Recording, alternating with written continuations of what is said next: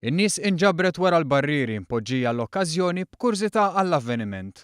Sa dan it-tant sakemm il-membri parlamentari nġabru quddiem is-sala tal-Kamra tad-Deputati biex jaqbdu triqithom il-barra mill-Parlament l-Antik, il-Gwardja tal-Unur u l-Banda tal-Korp tal-Pulizija nġabru fi Pjazza San George. Hawnhekk fil-preżenza tal-Speaker u l-membri parlamentari, f'ċerimonja simbolika membri tal-Forzi Armati ta' Malta għaddew il-muftieħ tas-sala tal-Parlament lill-Gwardja tal-Korp tal-Pulizija bħala sinjal ta' trasferiment tar-responsabbiltà għas-sigurtà tal-binja. Minn hawn il-Pulizija u l-membri parlamentari qabdu mexxin tul triq ir-Repubblika. Ħarġu mill-Palazz tal-President biex jidħlu fil-Parlament il-ġdid. Wara ħafna stenja l-membri parlamentari ħarġu mill-Parlament l-Antik biex jidħlu fil-binja ddisinjata minn Renzo Piano. Quddiem il-bini tal-Parlament il-ġdid ingħaqdu mal-membri parlamentari l-Arċisqof Charles Scicluna, il-Kummissarju tal-Pulizija Michael Cassar, il-President ta' Malta, flimkien ma' Presidenti emeriti, ambaxxaturi, ex-Prim Ministri, politiċi u persuni distinti oħra. L-inaugurazzjoni ta' bini ġdid tal-Parlament hija ġrajja sinifikanti, iżda sinifikant veru tal-Parlament hija l-ħidma tal-membri parlamentari stess. Dan kien il-messaġġ tal-President ta' Malta Mary Louise Colero Preca f'diskors tal-okkażjoni barra il-bini ġdid tal-Parlament. Il-President Mary Louise Colero Preca saħqet li lilin mill-ġebel u s-saqaf, il-Parlament huwa wkoll il-lok fejn tissawwar u tiġi mgħajxa id-demokrazija. Għalhekk fl-ispirtu ta' demokrazija sostantiva u inklusiva, il-Parlament għandu jirrappreżenta l-vuċijiet ta' min leħnu ma jwassalx.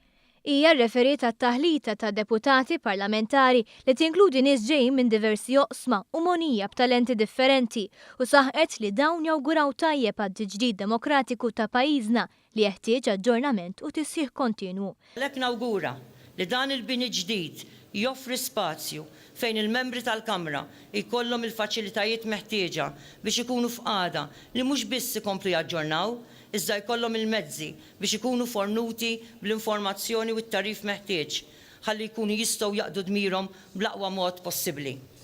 Aġġornament partikolari li għamlet referenza għalih il-President kien dak tal-Kostituzzjoni ta' pajjiżna.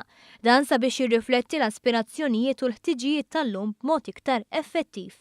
Min barra l-ħidma politika, il-President appellat lill membri tal-Parlament biex iżommu kuntatt man-nies.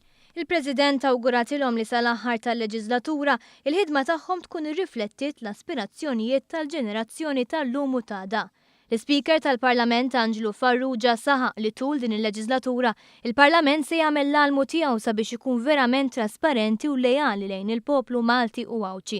Bl-introduzzjoni ta' video streaming mill-ewwel seduta, il-poplu jista' jsegwi b'mod viżiv dak li jkun qed jiġri fil-Parlament. L-Speaker saħaq li din se tkun għodda li tgħin il-poplu fl-iskrutinju demokratiku li għandu jsir lill-Parlament. Intant il-Gwardja tal-Korp tal-Pulizija għaddiet il-muftiħ tas-sala tal-Parlament lill-President tal-Kamra tad-Deputati u l-President ta' Malta kixfet plakka kommemorattiva.